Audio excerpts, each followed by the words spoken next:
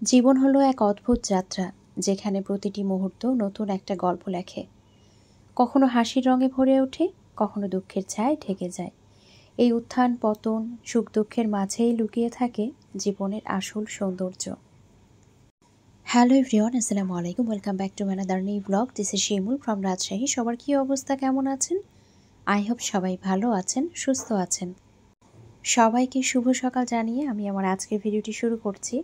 সবাই আশা করছি অনেক বেশি ভালো আছেন। তবে ইদানিং যে পরিমাণে গরম, আমার মনে হয় গরমের জন্য সবাই একটু অস্বস্তিতে আছে। সকালে আজকে একটু অন্য ধরনের নাস্তার আয়োজন। তো এখানে হচ্ছে ভর্তা বানাবো, এই জন্য আলুগুলো এভাবে আমি প্রথমেই শুধুমাত্র লবণ দিয়ে ভেজে নিচ্ছি। যারা আমার প্রথম থেকে ভিউয়ার্স আছেন একদম শুরু থেকে, তারা কিন্তু এই রেসিপিটা দেখলেই বুঝতে পারবেন যে আমি এখন কোন রেসিপিতে আলু ভর্তাটা বানাবো। তো আমার খাওয়া একদম বেস্ট একটা আলু ভর্তা রেসিপি, আমার ভীষণ ভালো লাগে। তো এখানে হচ্ছে আমি লবণ দিয়ে প্রথমে ভেজে নিব আলুগুলো। তো প্রথমে এক পাশ ভেজে নিয়েছি, এখন অন্য পাশটাও ভেজে নিচ্ছি। তো যারা এই মুহূর্তে আমার ভিডিওটি দেখা শুরু করেছেন, তারা প্লিজ একটা লাইক দিয়ে ভিডিওটি কন্টিনিউ করবেন। আর যারা আমার চ্যানেলটি আজকে নতুন ভিজিট করছেন, যদি আমার ভিডিওটি ভালো লেগে থাকে তাহলে আমার চ্যানেলটি সাবস্ক্রাইব করে আমার সঙ্গে থেকে যেতে পারেন। আলুগুলো ভেজে আমি একটা সাইডে নামিয়ে রেখে দিয়েছি, আর এদিকে কিছু মাছ ছিল। তো ভাবলাম মাছের ভর্তাটাও বানিয়ে ফেলি, এই জন্য মাছটাও বের করে রেখেছিলাম। শুধুমাত্র লবণ হলুদ দিয়েই মাছটা আমি ভেজে নিয়েছি।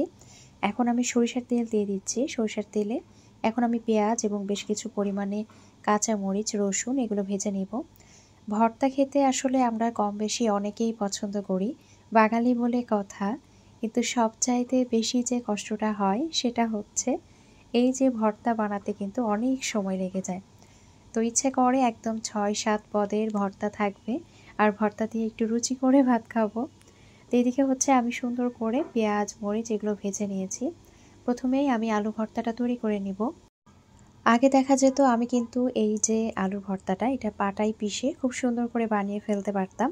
আর এখন কিন্তু আমার কাজ আরও বেশি সহজ হয়ে গিয়েছে, কারণ এই যে বাটনাটা নিয়ে এসেছি মাটির, এটাতে কিন্তু সুন্দর করে ভর্তা বানানো যায়। তো এখানে হচ্ছে আমি যে আলুগুলো ভেজে রেখেছিলাম, আলুগুলো নিয়ে নিয়েছি, পেঁয়াজ এবং মরিচ, সেই সাথে হচ্ছে আমি এখানে লবণ দিয়েছি একদম প্রয়োজন মতো। যেহেতু লবণ দিয়ে ভাজা ছিল, এই জন্য পরবর্তীতে লবণটা অবশ্যই বুঝে শুনে দিতে হবে। এখন লবণ দিয়ে খুব সুন্দর করে এগুলোকে এভাবে কিন্তু চটকে নিলেই ভর্তাটা তৈরি হয়ে যাবে। আর সত্যি পাটা ধোয়া, আবার দেখা যায় বাটা, আবার পাটা ধুয়ে রাখা অনেক বেশি ঝামেলা হয়ে যায়। কিন্তু এভাবে যদি বাটনাই করা যায় তাহলে কিন্তু কাজটা অনেক সহজ হয়ে যায়। আর ভর্তাটা এত দ্রুত হয়ে গিয়েছিল যে আমার কাছে খুব বেশি ভালো লাগছিল, কারণ খুব একটা কষ্ট কিন্তু করতে হয়নি। তো এরপরে হচ্ছে আমি এটা তৈরি করে নেওয়ার পরে এখানে বেশ খানিকটা সরিষার তেল দিয়েছি। সরিষার তেল দিয়ে হাত দিয়ে খুব সুন্দর করে এটাকে মাখিয়ে তারপরে আমি এটাকে তুলে নেব। তো খুব ইজি ওয়েতেই কিন্তু এই ভর্তাটা হয়ে গিয়েছে, কারণ পাটায় পিষতে সত্যিই কিন্তু অনেকটা সময় লেগে যায়। তো আলু ভর্তাটা রেডি। এখন আমি হচ্ছে মাছের যে ভর্তাটা সেটাও রেডি করে নিব। তো মাছের যে কাঁটাগুলো সেগুলো প্রথমেই খুলে নিব। তো আমার কাছে মনে হয় মাছের এই যে পিসটা রয়েছে, এই পিসে বেশ পরিমাণে কাঁটা থাকে।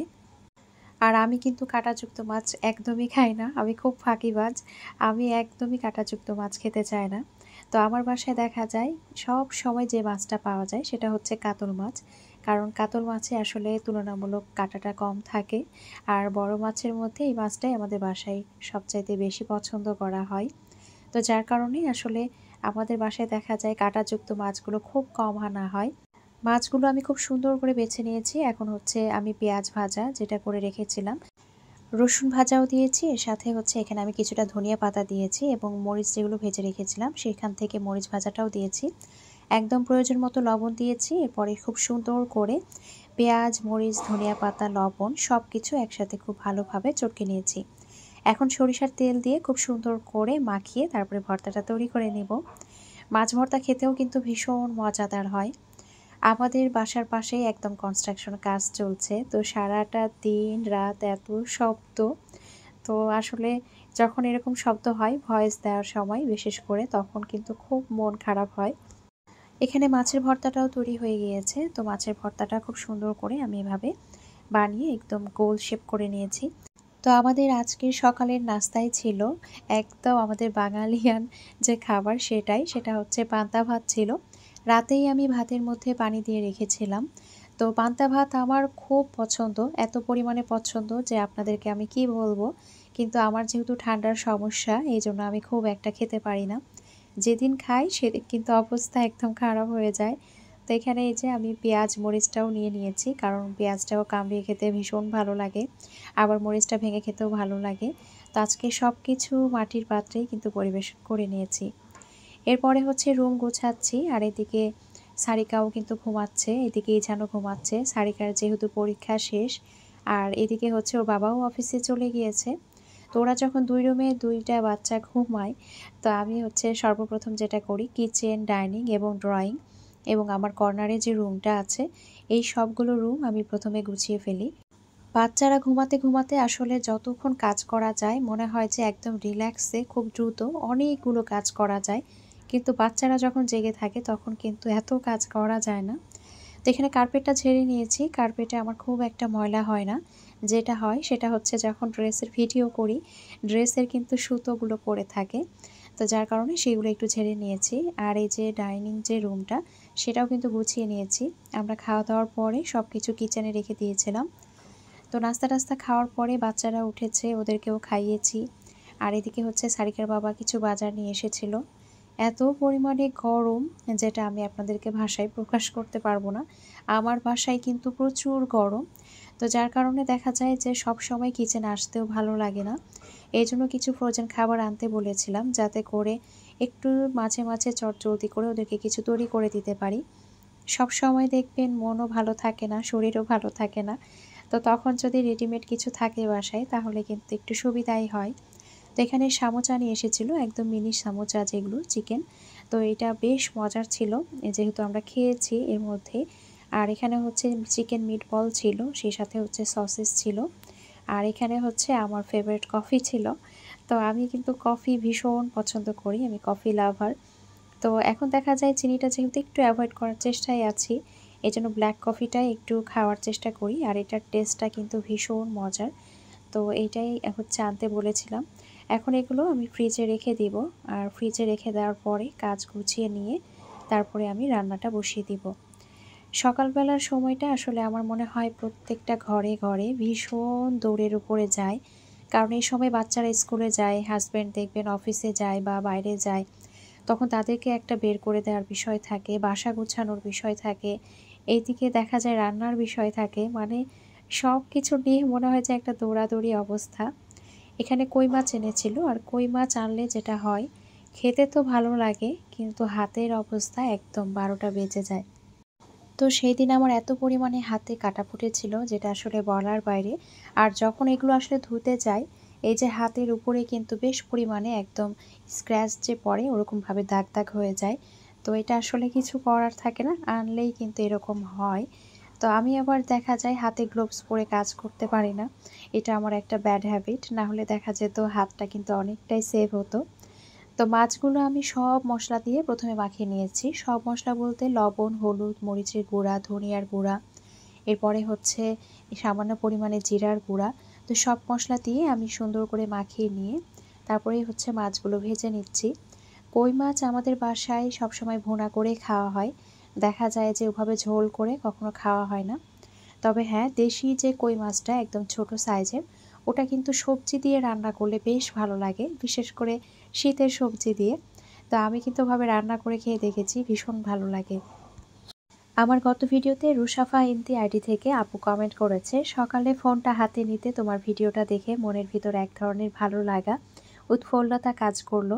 তোমাকে অনেক ধন্যবাদ আপু, তোমার এত সমস্যার মধ্যেও একটা সুন্দর ভিডিও দেওয়ার জন্য। তোমাকে আর কি বলবো, তোমার কথা শুনে তোমার মায়ায় পড়ে যায়। তোমার জন্য অনেক অনেক দোয়া আপু, তোমার জন্যও আমার অনেক অনেক দোয়া রইল রুশাফা আপু। আমার অনেক ভালো লাগার এবং ভালোবাসার একজন মানুষ, তোমার জন্য আমার অনেক দোয়া এবং অনেক ভালোবাসা রইল আপু।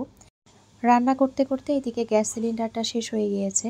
তো রান্না করতে করতে যখন গ্যাস শেষ হয়ে যায় তখন এর মতো বিপদগ্রস্ত মনে হয় যে আমি হই না, কারণ এক চুলায় রান্না করতে আমার খুব বিরক্ত লাগে। আমি সব সময় 2 চুলায় 2টা রান্না বসিয়ে দিই, এতে করে আমার কাছে মনে হয় যে আমার রান্নাটা একদম ঝটপট হয়ে যায়। কিন্তু যখন এভাবে এক চুলায় রান্না করি তখন কিন্তু রান্নাটা হতে অনেক সময় লাগে। আর এক চুলায় রান্না করে এই যে পাশে দাঁড়িয়ে থাকা, আমি যে কি পরিমাণে বোর ফিল করি এটা আসলে বলার বাইরে। তো এখানে হচ্ছে মাছ ভুনাটা হয়ে গিয়েছে। তো রান্নার ফাঁকে ফাঁকে আসলে দেখা যায় কিচেনে আরও অনেক কাজ করে নেওয়া হয়। তারপরেও যদি 2টা চুলায় রান্না করা হয়, আমার কাছে মনে হয় যে একটু ঝটপট কাজটা হয়ে যায়। আমি দেখেছি আমি যত টাইম ধরে কিচেনে থাকি, ইছান মনে হয় যে খুব বেশি বিরক্ত হয়। আসলে ছোট বাচ্চা কতক্ষণ একা থাকবে, মেয়ে তো সারাদিনই আসলে বাইরেই। সকালে দেখা যায় কোচিংয়ে যায়, স্কুলে যায়, তো বাসায় ফিরতে ফিরতেই ওর দেখা যায় সন্ধ্যা। তো এরকম হলে আসলে বাচ্চারা কিন্তু খুব বিরক্ত হয়, একা একা আর কতক্ষণ থাকবে। তো এদিকে হচ্ছে আমি খাসির মাংসটা বসিয়ে দিয়েছিলাম আগেই, একদম প্রেশার কুকারেই আমি গ্যাসের মধ্যে এটাকে কিন্তু সেদ্ধ করে নিয়েছিলাম। তো ভাগ্যিস আগেই সেদ্ধ করা হয়েছিল, নাহলে দেখা যেত রান্না বান্না আরও লেট হয়ে যেত। তো সেদিন আমাদের খেতে খেতে দেখা গিয়েছে একদম 2:45 বেজে গিয়েছে, কারণ অনেক সময় লেগে গিয়েছিল। এখানে পাতিলে মাংসটা নামানোর পরে আমি ভাজা জিরার গুঁড়া এবং ভাজা গরম মশলার গুঁড়াটা দিয়ে দিয়েছি। এখন কিছুক্ষণ রেখে আমি এটাকে নামিয়ে ফেলবো। ইন্ডাকশনে রান্না করতে আমার একটু ঝামেলা মনে হয়, কারণ আমার কাছে মনে হয় যে তাপমাত্রাটা এটা আমি অ্যাকুরেট একদমই বুঝতে পারি না। কারণ গ্যাসের চুলায় দেখা যায় আমরা সবসময় রান্না করে যেহেতু অভ্যস্ত হয়ে গিয়েছি, তো এটাতে রান্না করতে আমার একটু ঝামেলা মনে হয়। তো দেখা যায় যে মাংস বা মাছ এগুলো রান্না করা যায়, কিন্তু ভাজি যখন করতে যাই বা রুটি পরোটা, তখন খুব বেশি ঝামেলা হয়, কেমন যেন লেগে লেগে আসে। তো চেষ্টা করি একটু করে বন্ধ করতে, কারণ এটাতে আসলে অনেক হিট হয়, যার কারণে একটু প্রবলেম ফেস করতে হয়। তো এদিকে হচ্ছে আমি মাংসটাও নামিয়ে নিয়েছি, এখন আমি ভাজিটা করে নিব। আর এর মধ্যে সারিকার বাবাও চলে এসেছে। তো যখন এরকম হয় যে আসলে রান্না কমপ্লিট হয় না আর হাজব্যান্ড চলে আসে, তখন একটু মনে হয় যে কেমন যেন লাগে, আরও তাড়াহুড়ো। তো অস্থিরতার মধ্যে দিয়ে যখন কোনো কাজ করি আমরা, দেখবেন কাজটা কিন্তু খুব ভালো হয় না, কেমন যেন এলোমেলো হয়ে যায়। তো এখানে পটল ভাজিটা হয়ে গিয়েছে, আর এটাও আমি নামিয়ে ফেলবো। আর এই কিউট আর এই সুন্দর সার্ভিং ডিশগুলো আমি নিয়েছিলাম হীরা আপুর পেজ থেকে, হীরা বাসনওয়ালি। তো আপুর হচ্ছে ইউটিউব চ্যানেলের নাম হচ্ছে হিরাজ গুড লাইফ। আমার অয়েল জারটা নিয়ে অনেকেই অনেক স্ক্রিনশট পাঠান, তো আমি সবসময় বলি যে এটা আমার পেজের নাম। তো কিছুদিন আগের একটা মজার ঘটনা শেয়ার করি। একজন আপু বলছিল যে আপু আমি আপনার কাছ থেকেই নিব, আপনি এনে দেন। তো আমি বলছিলাম যে আপু আমি তো সিরামিকের বিজনেস করি না, যারা করে তাদের কাছে খোঁজ নেন। তো আসলে অনেক সময় এমন হয় যে আপুরা যখন একজনের কাছ থেকে কোনো কিছু নিতে নিতে অভ্যস্ত হয়ে যায়, তখন কিন্তু তার কাছে সব কিছু নিতে চায়। তা আসলে সব কিছু নিয়ে কাজ করা কিন্তু পসিবল হয় না। আমি যেহেতু ক্লথিং নিয়ে কাজ করি, আমার বিজনেসটা স্টার্টই হয়েছিল 3 পিস নিয়ে। এরপরে কিন্তু আমি টেবিল আইটেম নিয়ে এসেছি। তো আমি যদি ভুল না হই, ইউটিউবে সর্বপ্রথম আমি কিন্তু টেবিল আইটেম নিয়ে কাজ করা শুরু করেছি। তো আলহামদুলিল্লাহ আপুদের এত রেসপন্স পেয়েছি এ পর্যন্ত। আর সবার জন্য আমার মন থেকে দোয়া, যারা কিনা আমার বিজনেসের প্রথম থেকে আমার সাথে আছেন। অনেক পরিমাণ চায়না প্রোডাক্ট এসেছে, এখন কিন্তু আমি সরাসরি চায়না থেকে প্রোডাক্ট আনা শুরু করেছি। তো ইনশাআল্লাহ নেক্সট ভিডিওতে আপনাদের সাথে আস্তে আস্তে সব নতুন প্রোডাক্ট শেয়ার করব। তো সবাই আমার জন্য দোয়া রাখবেন। তো এরপরে হচ্ছে আমি ওই রুমটা সুন্দর করে গুছিয়ে নিয়েছি। যখন প্রোডাক্ট বাসায় আসে তখন দেখা যায় অনেক পরিমাণে ব্যস্ত হয়ে যেতে হয়, প্রোডাক্টগুলো ঠিকভাবে আসলো কিনা সব কিছু চেক দিতে হয়। এরপরে আমি চলে এসেছি সরাসরি কিচেনে। তো আজকে হচ্ছে ফ্রোজেন খাবারগুলোই তৈরি করে দেব। আজকে অনেক কাজ করেছি। কর্নারে যে রুমটা দেখালাম, এই রুমটা আসলে এত পরিমাণে মেসি ছিল, সেটা আসলে প্রথমে ভিডিও করে রাখা লাগতো, তাহলে আপুরা হয়তো বুঝতে পারতেন। তো ফরিদা আপাকে নিয়ে আমি ঘরটা পুরোটাই কিন্তু ক্লিন করেছি। তো এখানে আমি সামোচাগুলো ভেজে নিয়েছি, আর এই যে সার্ভিং ডিশটা, এটাও কিন্তু আমি হীরা আপুর কাছ থেকে নিয়েছি। তো সত্যি খুব সুন্দর লাগে যখন নতুন সিরামিকের জিনিসে খাবারগুলো সার্ভ করতে পারি। আমার গত ভিডিওতে নাদিয়া শারমিন আইডি থেকে আপু কমেন্ট করেছে, আসসালামু আলাইকুম আপু, মাশাআল্লাহ পিঠাগুলো অনেক সুন্দর হয়েছে। আর বড়ি তো আমার অনেক পছন্দের একটা খাবার। আমাদের মেহেরপুর অঞ্চলে শীতকালে সবার বাসায় বড়ি বানানো হয়, এটা একটা উৎসবের মতো মনে হয়। আর ছোটবেলায় বাগান বিলাস ফুলকে আমরাও কাগজ ফুল বলতাম। তো আসলে ছোটবেলার কিছু কথা যখন মনে হয় তখন সত্যিই ভালো লাগে। আমি আমার মেয়ের সামনে মাঝে মাঝে গল্প করি যে যখন আমরা ছোট ছিলাম, আমাদের যে ছোটবেলাটা এটা তোমরা কখনোই পাবে না। তো আজকে বিকেলে নাস্তাটা তৈরি করতে একদমই খারাপ লাগেনি, একদম ঝটপট নাস্তা রেডি হয়ে গিয়েছে। তো আজকের ভিডিওটি এখানে শেষ করছি। সবাই ভালো থাকবেন, সুস্থ থাকবেন, আমাদের জন্য দোয়া রাখবেন, আমার মায়ের জন্য দোয়া রাখবেন। দেখা হয়ে যাবে নেক্সট কোনো ভিডিওতে। আল্লাহ হাফেজ।